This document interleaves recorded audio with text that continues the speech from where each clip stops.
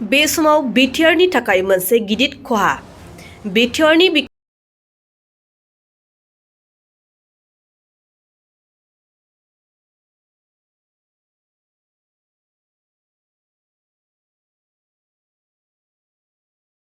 माहारियारि मानास हाग्रामानि बासबारि हाग्रा ओनसोलाव थैनानै थानाय गान्दानि गोथै देहाखौ बोखांदों।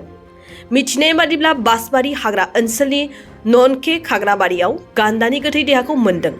जाय समाव माहारियारि मानास हाग्रामायाव गुबुन गुबुन जिब जुनारफोरनि अनगायैबो गान्दाखौ फेहेरनायनि गोनांथार होननाय समावनो दिनै मोनसे थासारियाव गान्दानि गोथै देहाखौ बोखांनो हानाया बिटिआरनि थाखाय जोबोरैनो दुखुनांथाव जादों।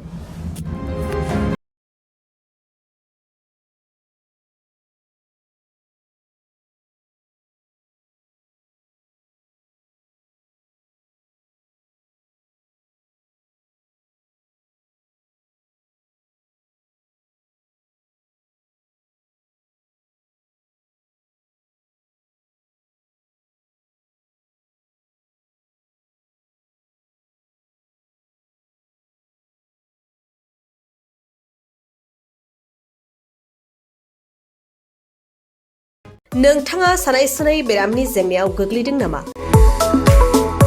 जुदि नोंथाङा सानाय सुनाय दंब्ला जिंगासिनांगौ गैया। चिरां जिल्लानि बेंटल गेट साफागुरियाव दायो एसआइ निउर' थेरापि सेन्टार दंसै।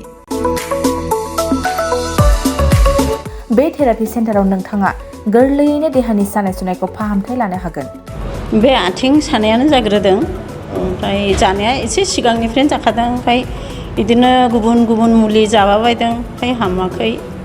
दिनैनि ट्रिटमेन्टआ आङो एसे मोजां मोनसिनबाय। जेरै सिं सानाय, आफादावरि सानाय, मोदोम जरा सानाय, आइजोफोरनि जेंना, खर' सानाय बायदि बेरामखौ फाहामनाय जायो। लोगोसेयैनो बे सेन्टाराव थानानै फाहामथाय लानो हानायनिबो सुबिदा खालामदों।